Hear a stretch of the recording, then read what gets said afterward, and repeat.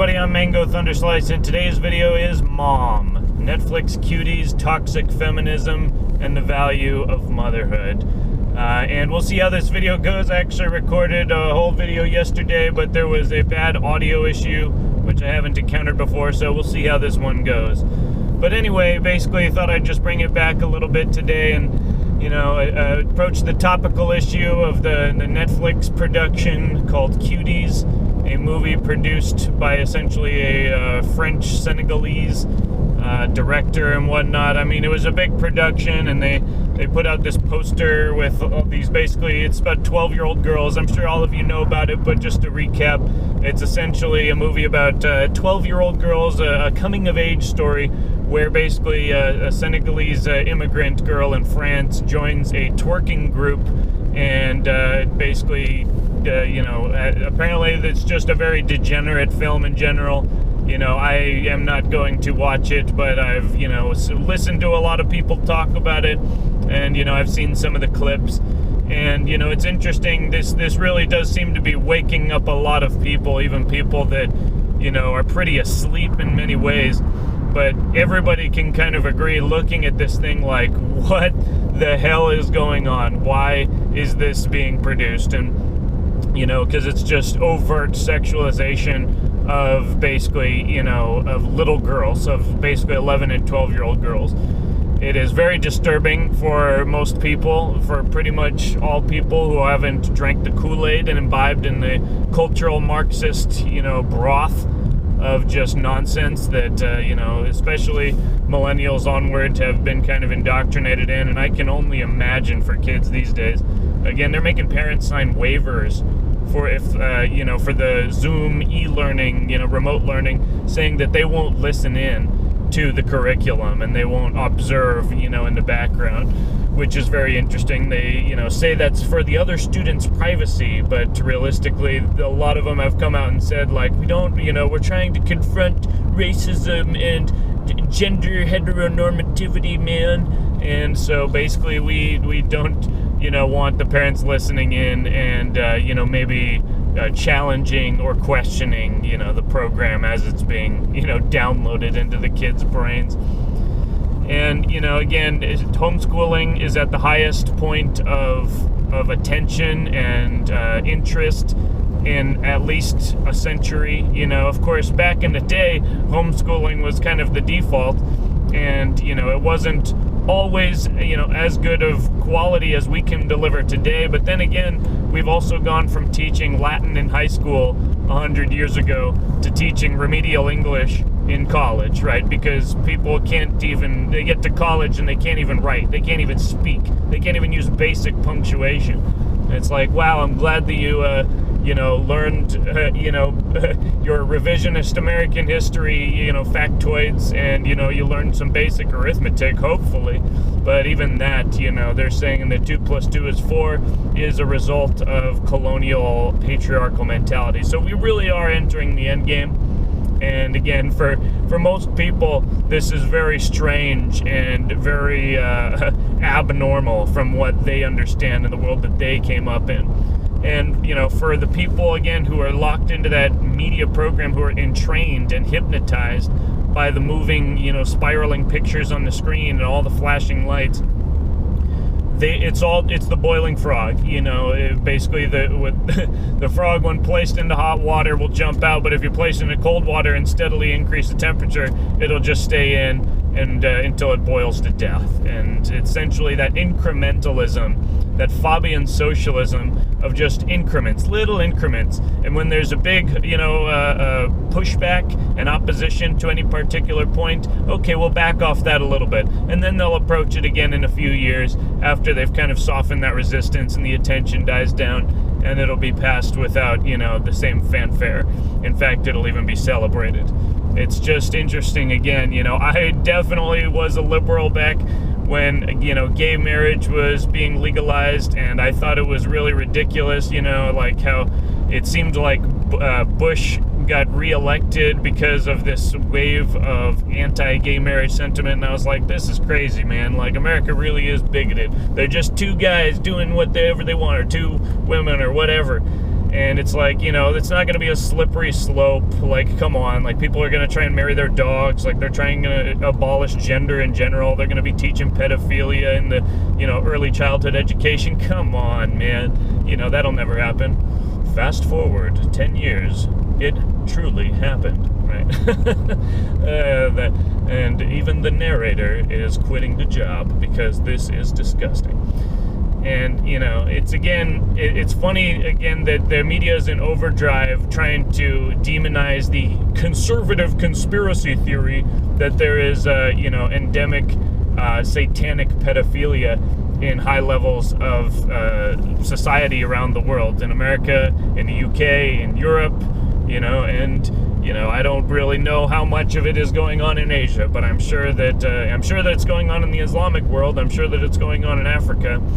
It's pretty much, there's a dark, traumatic history and chain of causation in this species and its evolution of child abuse. And it has been ritualized, right? We still have remnants of it, right? We castigate the Africans, the sub-Saharan Africans and the Muslims for their genital mutilation, for women. But, in the United States, we still practice circumcision, right? Whether you're Jewish or not. We're just going to cut off the end of your penis because it's impossible to clean your penis, right? That just can't be done. No one's ever heard of that. It's not like we live in an era of soap, right? It's not like that's the modern invention of soap. The idea that we're, basically mutilating children, boys or girls, for the sake of ancient Judaic, completely nonsensical logic and tradition and ritual. I mean, what more evidence do you need to see that there is a dark, unbegotten, unfounded influence in this country, and it is pretending to be American, but it is actually very foreign and very antagonistic to the values that America was founded on, and that its people embody, at least in those conservative quarters where people haven't totally lost it, and drank the Kool-Aid and been imbibed, been ingrained with the program. And again, it's biochemical with the endocrine disruptors and the food and the water and the plastics and the food as well. And basically there's the electromagnetic aspect. People are being bombarded with electromagnetic frequencies, and so it removes that natural connection that people have electrically to the earth. And so people basically are in this heightened state of anxiety and neuroticism, almost all the time. And so it's induced, right? The media induces this anxiety and neuroticism. I mean, look, 2020 has been the clearest example of that in any of our lives. I'm certain of that. Of people basically, chastising others for not wearing a mask, and the whole Karen, meme, and all of just the Black Lives Matter stuff, when there's really no, problem of unarmed black men being unduly killed by the police. It is literally far smaller than any sort of margin of error, right? Like, more people were killed by spiders in 2019 than were killed, unarmed while black by police. And I think that, it's just a testament to how that emotionality, that entrainment, that hypnotism can be worked to devastating effect. And it primarily affects, women. And this is, and the cucked liberal men are essentially men who have the minds of women, the emotionality of women, and they might be highly rational people, but in the sense of their orgone force, their natural sexual force, they essentially have the attitude, energy, and mind of a woman. And there are lots of women, the overly charged, super feminists, who have kind of the mind of a man, right? Everyone's being switched up in the world of inversion, right? Satan's world is where everything is inverted from the natural. And thus everyone is always confused, and when they're confused and living in darkness, they can be led by the nose wherever the Dark Lord wants them to be led, so to speak. And of course, there's the whole priestcraft of those who, receive unearned power within that structure and essentially carry out the orders of deceiving the population, working together to deceive the population and control them. And, Cuties is, for those of us who have been paying attention for a long time, it's just another brick in the wall of social normalization of essentially pedophilia. At least on the original IMDb parent warning, it said this is lawfully defined as pedophilia, and the director essentially came out and said, like, I was trying to comment on the over-sexualization. I wasn't trying to promote it. It's like, and I guess the ending of the movie supposedly is the girl, the immigrant girl, she basically, becomes disgusted and is trying to regain her innocence at the end and whatnot. But, and so Netflix was like, well, people are just mad about the poster because the poster for the film is, sexualizing children, but people aren't really mad about the movie. No, they're mad about the movie. And again, it doesn't matter what the surface intent is, that nominal, sheen on the top of, no, it's just commentary. I didn't want to promote this. It's like, well, the entire movie is pretty much promoting it, and then at the end of it, it's like, and then she tries to regain her innocence. Like, that doesn't really, it's like, I shot a guy in the head and filmed it because I wanted to comment on the negativity of murder, and all the while I was shooting him, there were flashing lights and dancing, right? I don't think anybody would treat me as a rational or sane individual if that were something that I actually did.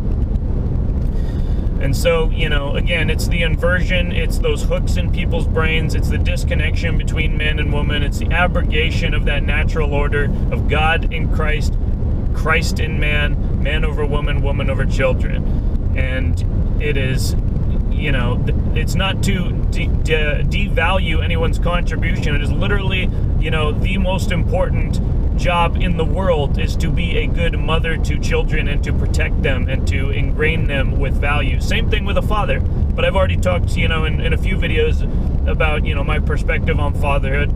But even you can be the best father in the world, but if your children's mother was not chosen well and she is, attached to the program, you're really setting up, not just you, but your children for a lifetime of confusion, darkness, misery and pain. And, it's maybe back in the day when liberals were, not so insane, liberals could be good parents. But I think today, to call yourself a liberal or a socialist and to have kids, like, up to, in my mind, by default, you are a bad parent. Because you don't understand that these values that society is promoting are basically corrupted values, and they are designed to make your children malleable and to open their sense of normality to things that should not be in the sense of normal. They are not normal. Of normalizing evil practices. And it is very, very sick, the amount of, just marketing that goes towards kids, the amount of media, and, parents, if they don't have the time and the energy and the will and the intent to protect their kids and to be there and be present in their lives, then they get hijacked. They get basically, their brains get hijacked by the media and they get led off into Wonderland. And this is absolutely, again, the flashpoint and the fulcrum of the world to come. If we don't raise the next generation to be the inhabitants of the kingdom of heaven, then there's no guarantee that is going to happen, right? If we just let it happen by random chance and give our children to the school system, it will not lead us anywhere good. I guarantee it. It was true 20 years ago. It's true 15 to 20 times greater today.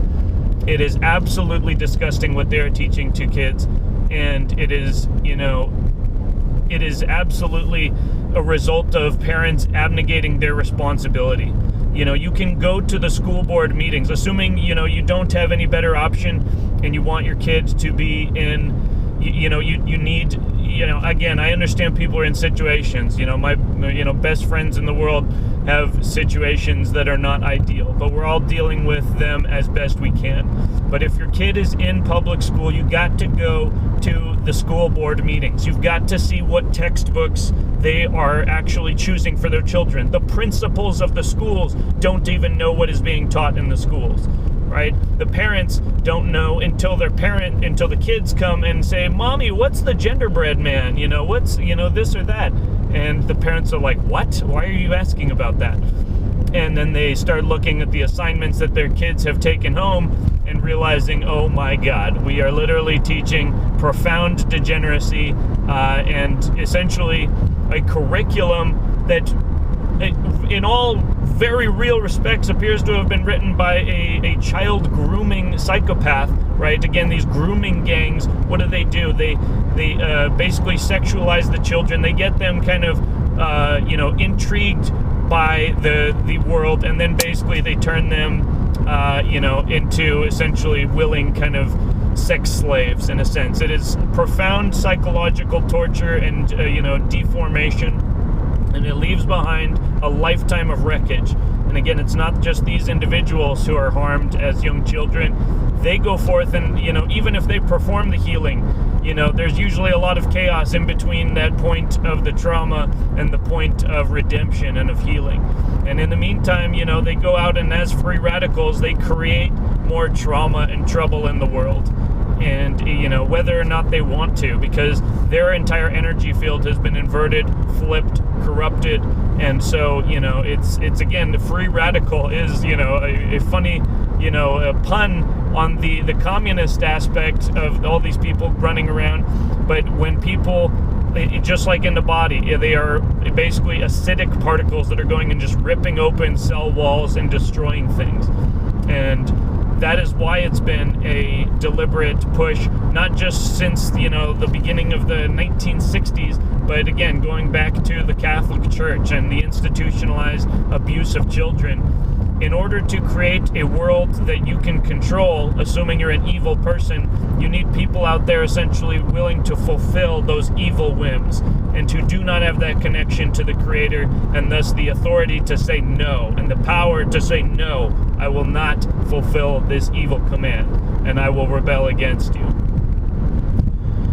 If people don't have power to choose, then they do whatever, again, this is the mentality of the drug addict, right? The heroin or, meth addict or fentanyl, all these things, they'll do anything. If they don't have the money to pay for the drug and they need their hit, they will do anything, including basically sell their bodies, sell their soul, whatever it takes to get their fix. And it's very, very sad, the world that has been created through this trauma. It is, something that we will remediate incrementally, just as incrementally it was imposed.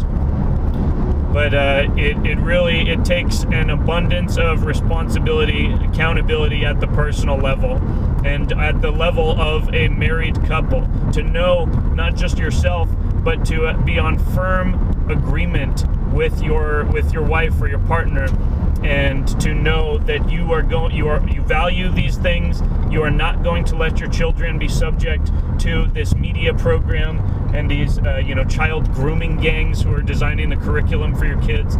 Again, even if your kids are in public school, go to the school board meetings. Make sure that people know what textbooks are being chosen, because in the absence of people showing up, if people don't show up, who does show up? The pedos and the commies and all those who are looking to subvert this country maliciously. They show up and they get their way if we don't fight back. Evil prevails when good men fail to act. And, we have to always be awake and aware and operating every single day in order to, maintain that vigilance and diligence and resist those impulses, because evil never sleeps, right? They're on meth. And that's why they never sleep. But it's ultimately just like with the profound incompetence of their, foot soldiers and even management and leaders at a certain point, one of the other fatal flaws of leftism is that they are degenerating themselves into oblivion. Again, it's the founts of the incompetence, aforementioned, but it is also, physically they degenerate, and they do not have the physical capacity of those who are aligned with the field of creation and the force of the Creator. You regenerate yourself when you have that connection. It is, again, the body tissue degenerates when the voltage falls below a certain threshold. And so when that energy is reintroduced to that tissue, it comes back to life. The fluids flow in to that location. The trash is taken out. The life force is breathed in. And profound healing, miracles of healing can take place when people just remove the toxicity, increase the electrical conductivity of the body, and reconnect to that divine order and that divine field. It's not a woo-woo metaphysical concept. Literally, putting your feet on bare earth will heal your body and relax your mind. It is the electrical concept of grounding. It's very basic. Yeah, I'm not an electrical engineer by any stretch, but when you ground your body, you discharge all of the excess, static that has been built up. And it is important to recognize that we need to maintain that balance, because if we are thrown off of balance, we will be defeated by our opponent. We need to throw our opponent off balance, and that is how we will win the game.